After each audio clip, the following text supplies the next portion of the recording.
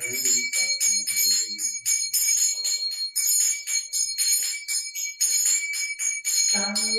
Nitingare, Nitingare, Nitingare, Jaya Nitingare.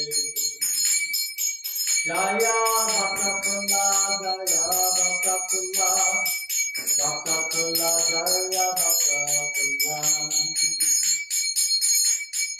Jaya Lakshmi Nrsimha, Jaya Lakshmi Nrsimha, Jaya Lakshmi Nrsimha, Jaya Lakshmi Nrsimha. Nrsimhade, Nrsimhade, Nrsimhade, Jaya Jaya Nrsimhade, Jaya Jaya Nrsimhade, Nrsimhade, Nrsimhade, Nrsimhade.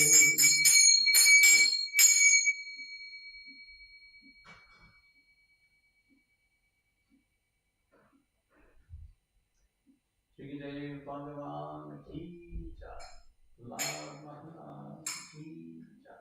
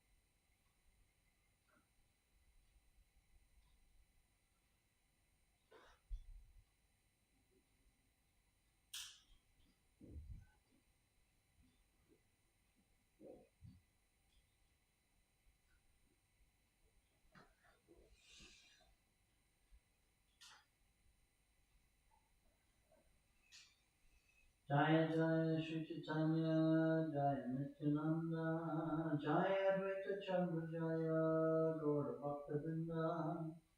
Jaya Jaya Shri Chaitanya, Jaya Nityananda, Jaya Advaita Chandra Jaya, Gaura Bhakta Vrinda. Jaya Jaya Shri Chaitanya, Jaya Nityananda, Jaya Advaita Chandra Jaya, Gaura Bhakta Vrinda. The Lord stayed at Prayan for 3 days. He delivered the holy name of Krishna and ecstatic love. Thus he delivered many people. Wherever the Lord stopped to rest on the way to Mathura, he delivered the holy name of Krishna and ecstatic love of Krishna. Thus he made the people dance.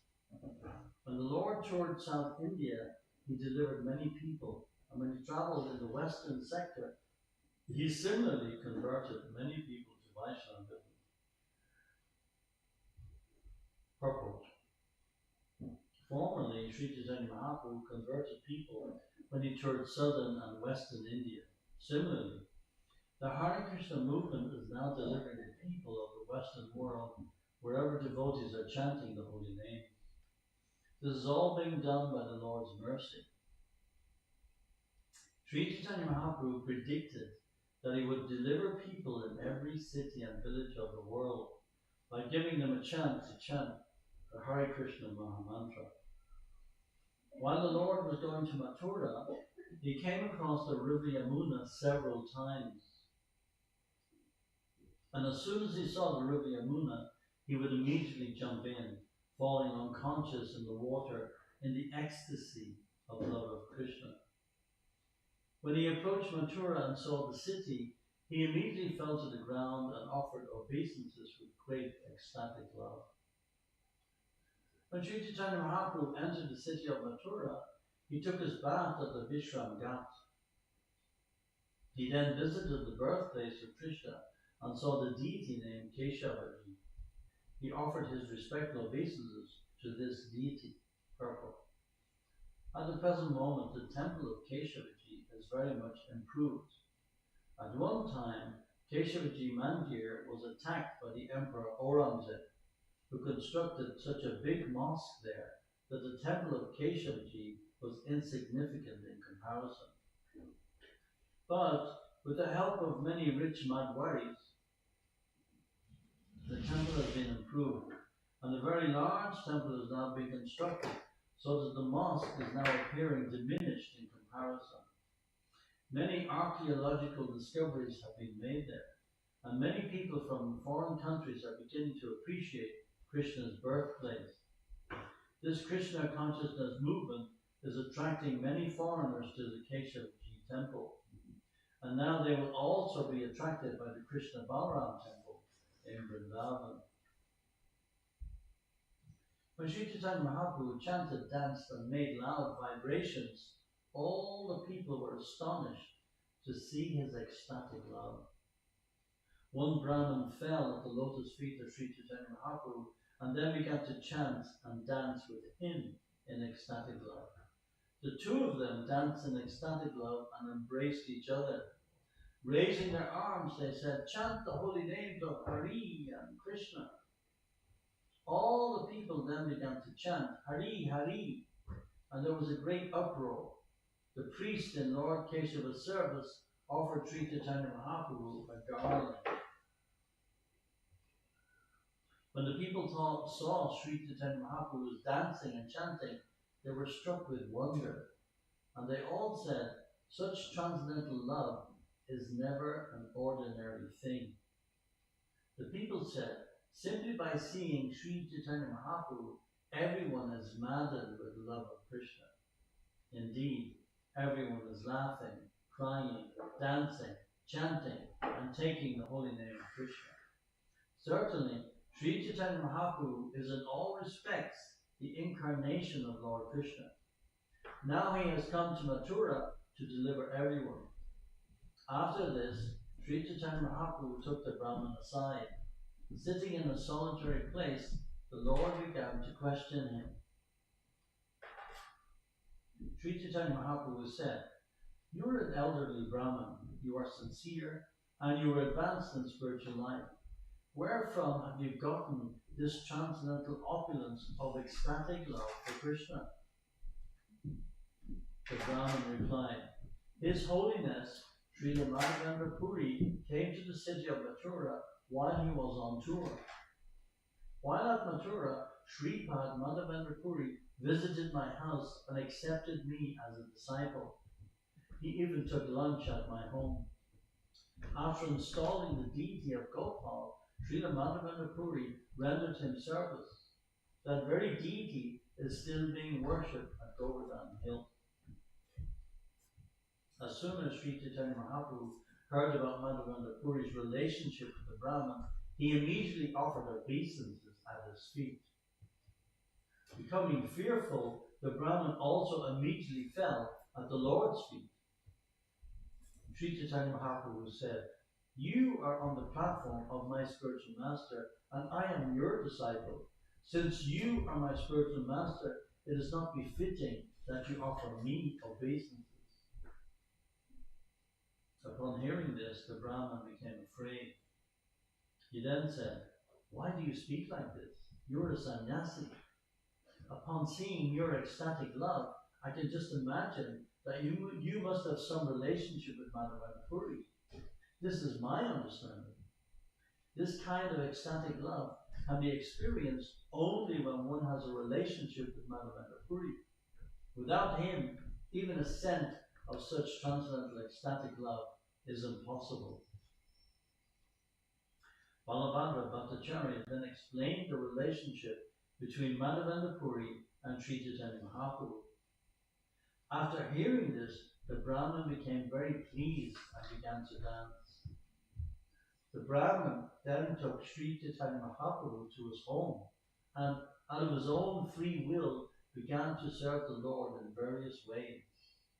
He asked Balabhadra Bhattacharya to cook Sri Chaitanya Mahaprabhu's lunch.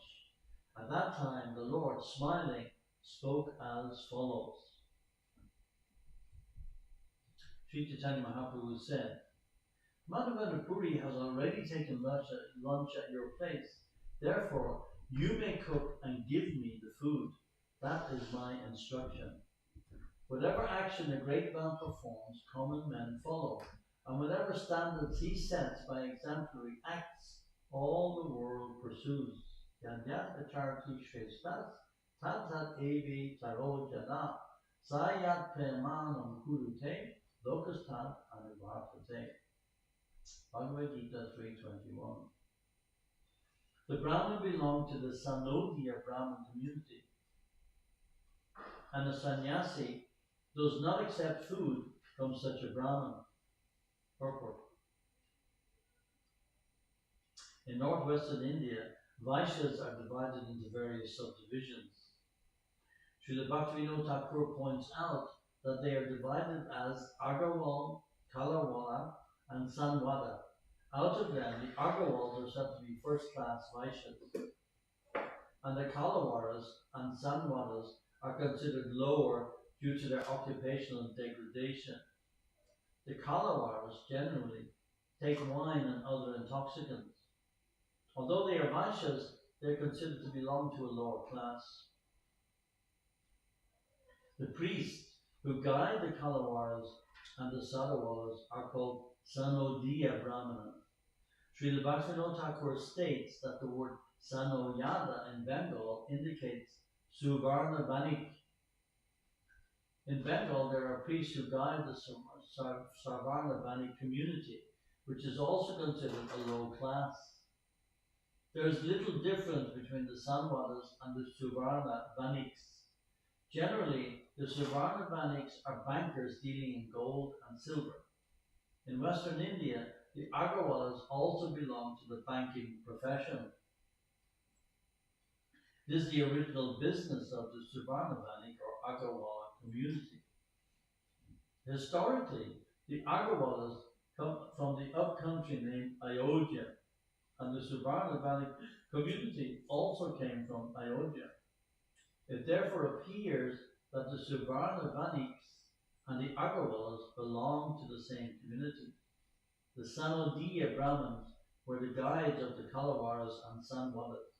They are therefore considered to be lower class Brahmanas, and a sannyasi is not allowed to take alms or food from them. However, Sri Chaitanya Mahaprabhu accepted lunch cooked by a Sanodiya Brahman simply because he belonged to the Madhavendra Puri's community. Srila Madhavendra Puri was the spiritual master of Ishvara Puri, who was the spiritual master of Sri Chaitanya Mahaprabhu. Thus, the spiritual relationship is established on the spiritual platform without consideration of material inferiority or superiority.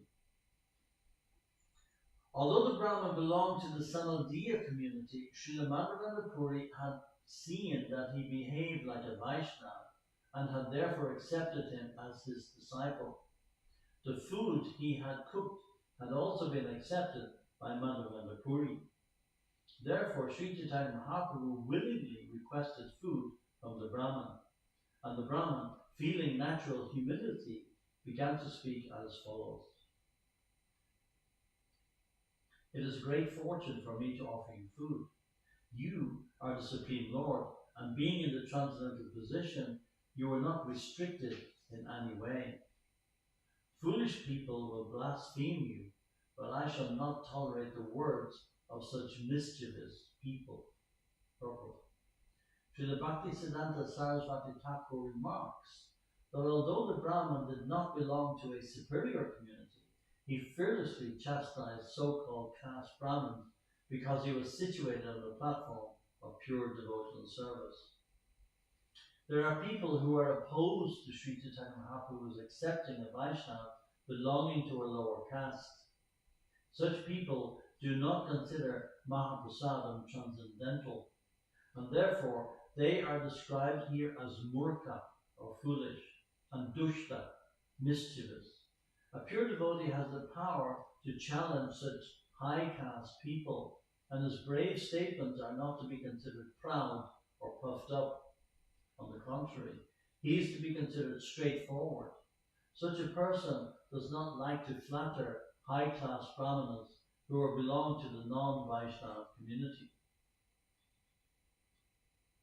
Sri Chaitanya Mahaprabhu replied, the Vedas, Puranas, and great learned sages are not always in agreement with one another.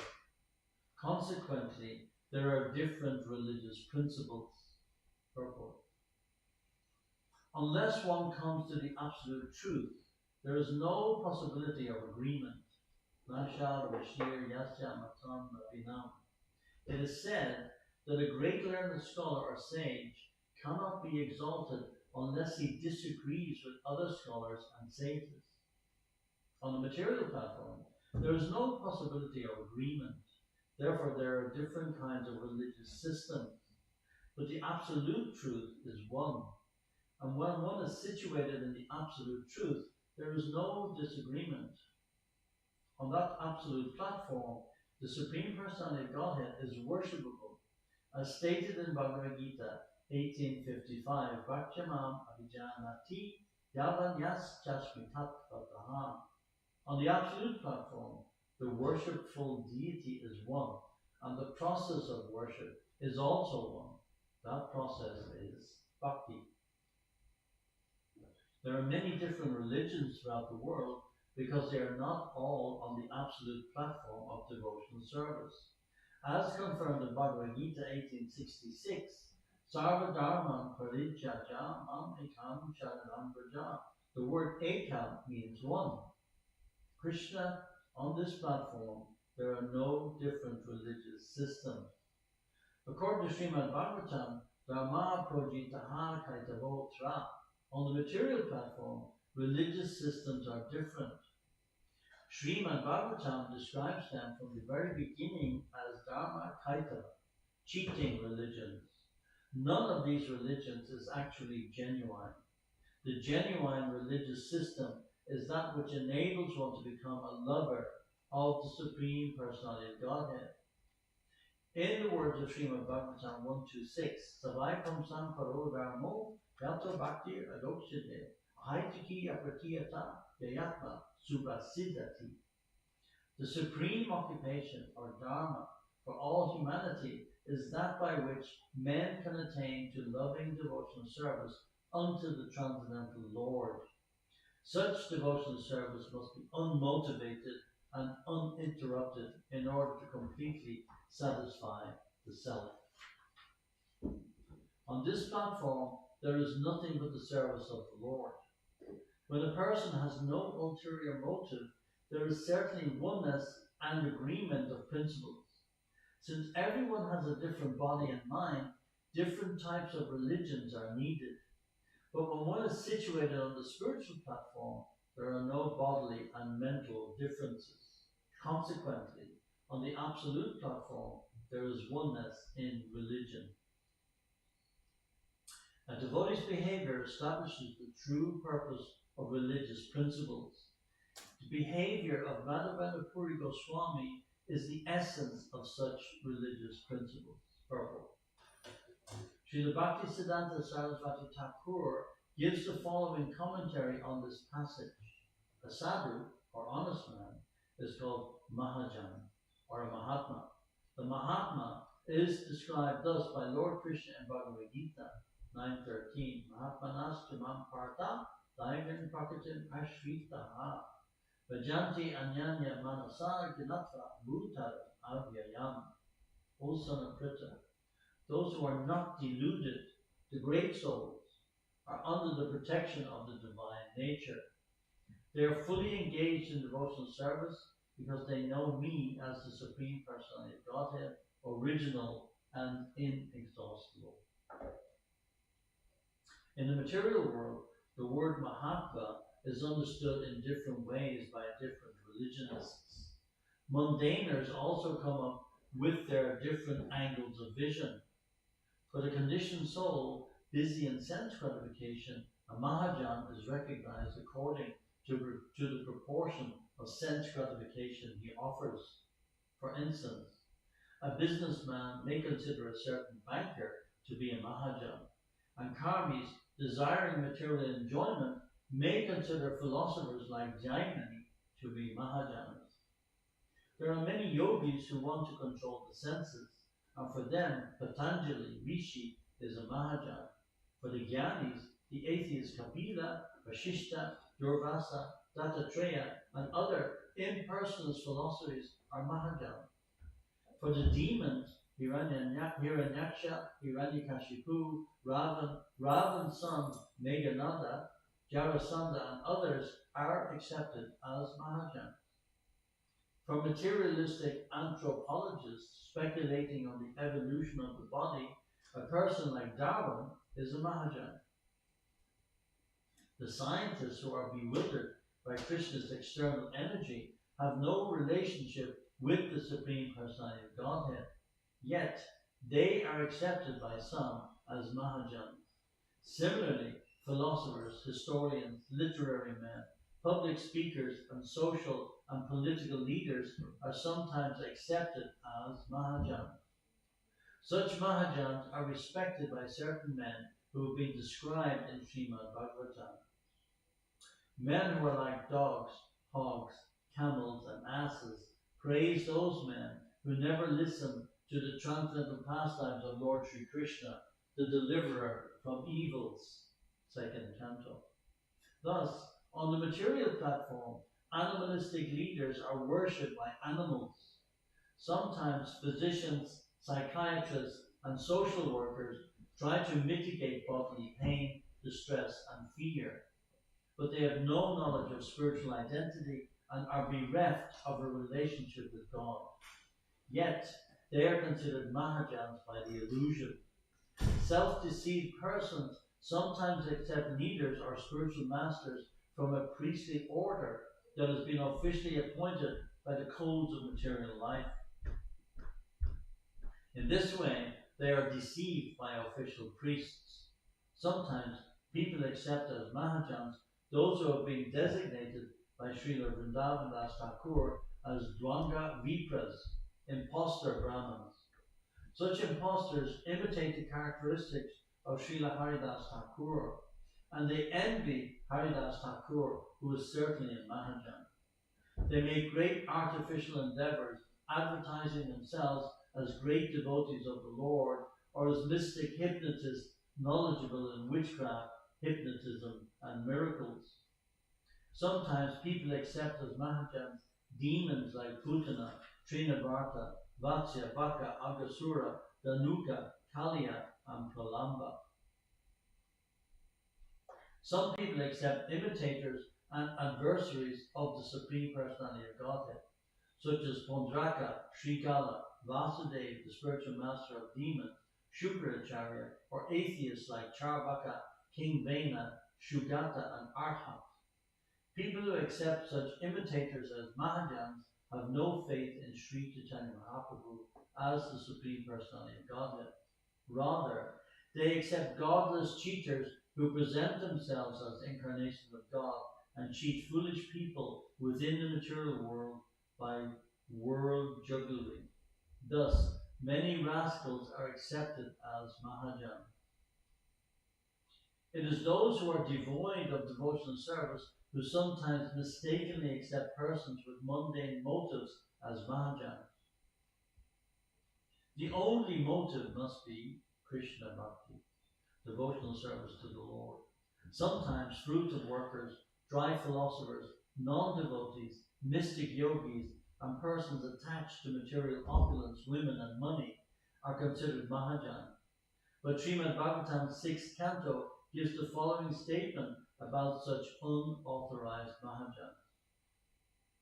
In this material world, karmis, fruitive actors, are accepted as Mahajans by foolish people who do not know the value of devotional service. The mundane intelligence and mental speculative methods of such foolish people are under the control of the three modes of material nature. Consequently, they cannot understand unalloyed devotional service. They are attracted by material activities and they become worshippers of material nature. Thus, they are known as fruitive actors. They even become entangled in material activities disguised as spiritual activities. In Bhagavad Gita, such people are described as Veda Vada Rata, supposed followers of the Vedas. They do not understand the real purpose of the Vedas, yet they think of themselves as Vedic authorities. People versed in Vedic knowledge must know Krishna as the Supreme Personality of Godhead. Vedas cha saver aham eva vedya 15:15. In this material world, a person may be famous as a karma vira, a successful fruitive worker, or he may be very successful in performing religious duties, or he may be known as a hero in mental speculation, jnana vira, or he may be very famous renunciant. In any case, Srimad Bhagavatam 3rd Canto gives the following opinion in this matter. Anyone whose work is not meant for elevating him to religious life, anyone whose religious, ritualistic performances do not raise him to renunciation, and anyone situated in renunciation that does not lead him to devotional service to the Supreme Personality of Godhead must be considered dead, even though he is breathing. The conclusion is that all pious activity, fruitive activity, religious principles, and renunciation must ultimately lead to devotional service. There are different types of processes for rendering service. One may serve his country, people, and society. The Varnashram Dharma system, the sick, the poor, the rich, women, demigods, and so on. All this service comes under the heading of sense gratification or enjoyment in the material world. It is most unfortunate that people are more or less attracted by such material activity and that the leaders of these activities are accepted as Mahajans, great ideal leaders. Actually, they are only misleaders, but an ordinary man cannot understand how he is being misled. Narottam Das Thakur says, Sadhu Shastra Guru Vakya Chitte De Kariya Akya. One should accept as one's guide the words of the sadhus, the Shastra, and the Guru. The sadhu is a great personality like Sri Chaitanya Mahaprabhu. The Shastras are the injunctions or revealed scriptures, and the Guru, or spiritual master, is one who confirms scriptural injunctions. Accepting the guidance of these three is the actual way of following the great personality, Mahajana, for real advancement in life. Mahajano yena gatasa panta. A man covered by illusion cannot understand the proper way. Therefore, Sri Chaitanya Mahaprabhu says, Dharma sapana hetu sadhura vebhyahara. The behavior of the devotee is the criterion for all other behavior. Sri Chaitanya Mahaprabhu himself followed the devotional principles and taught others to follow them. Puri Gosamira ye acharana se dharma sara. Sri Chaitanya Mahaprabhu personally followed the behavior of Madhavendra Puri and advised others to follow his principles. Unfortunately, people have been attracted to the material body since time immemorial. A human being who identifies this body made of three elements with a self, who considers the byproducts of the body to be his kinsman, who considers his land of birth as worshipable, and who goes to a place of pilgrimage simply to take a bath rather than meet men of transcendental knowledge there, is to be considered like a cow or an ass. 10th Canto. Those who accept the logic of Gada Lika Pravaha and follow in the footsteps of pseudo Mahajans are carried away by the waves of Maya. Srila Bhaktivinoda Thakur therefore warns, don't be carried away by the waves of Maya. Just surrender to the lotus feet of Krishna and all miseries will end. Those who follow social customs and behavior forget to follow the path chalked out by the Mahajana. Thus they are offenders at the feet of the Mahajana. Sometimes they consider such Mahajans very conservative, or they create their own Mahajans. In this way, they ignore the principles of the Parampara system. This is a great misfortune for everyone. If one does not follow the footsteps of the real Mahajans, one's plans for happiness will be frustrated. This is elaborately explained later in Madhya Lila. People are so unfortunate that they do not accept the instructions of the Supreme Personality of Godhead. Instead, they want to be supported by so-called Mahajans or authorities. Tate Chaya Darshana Haite Tattva Nahi Jani. We cannot ascertain the real truth simply by following speculators. We have to follow the footsteps of the Mahajans in the disciplic succession. Then our attempt will be successful. Sri Krishna Chaitanya Vani Amritera Dara. Whatever is spoken by Sri Chaitanya Mahaprabhu is an incessant flow of nectar. Whoever accepts his words as reality can understand the essence of the absolute truth. No one can ascertain the absolute truth by following the philosophy of Sankhya or the yoga system of Patanjali. For neither the followers of Sankhya nor the yogis who follow Patanjali accept Lord Vishnu as the Supreme Personality of Godhead. Nate vidusmarta gatim hi Vishnu. The ambition of some people is never fulfilled. Therefore, they are attracted by the external energy. Although mental speculators may be renowned all over the world as great authorities, actually they are not. Such leaders are themselves conservative and not at all liberal. However, if we preach this philosophy, people will consider Vaishnavas very sectarian. Srila Madhavendra Puri was a real Mahajan, but misguided people cannot distinguish the real from the unreal. But a person who is awakened to Krishna consciousness can understand the real religious path chalked out by the Lord and his pure devotees. Sri Madhavendra Puri was a real Mahajan because he understood the absolute truth properly and throughout his life behaved like a pure devotee.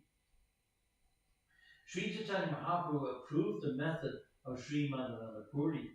Therefore, although from the material viewpoint the Sanodiya Brahmana was on a lower platform, Sri Chaitanya Mahaprabhu considered him situated on the highest platform of spiritual realization. Srimad Bhagavatam's 6th canto states that there are 12 Mahajans: Brahma, Narada, Shambhu, the 4 Kumaras, Kapila, Manu, Prahlad, Janaka, Bhishma, Bali, Shukadev, and Yamaraj. To select our Mahajans in the Gaudiya Sampradaya, we have to follow in the footsteps of Sri Chaitanya Mahaprabhu and his representatives. His next representative is Sri Swarup Damodar Goswami, and the next representatives are the 6 Goswamis. Sri Rupa, Sri Sanatan, Bhatta Raghunath, Sri Jiva, Gopal Bhatta, and Das Raghunath. A follower of Vishnu Swamis was Sridhar Swami, a most well-known commentator on Srimad Bhagavatam. He was also a Mahajan. Similarly, Chandidas, Vijapati, and Jayadev were all Mahajans. One who tries to imitate the Mahajans just to become an imitative spiritual master is certainly far away from following in the footsteps of the Mahajan. Sometimes people cannot actually understand how a Mahajan follows other Mahajans. In this way, people commit offenses and fall from devotional service. Sri Chaitanya Charitamrita ki, Sri Chaitanya Mahaprabhu ki, Sri Prabhupada.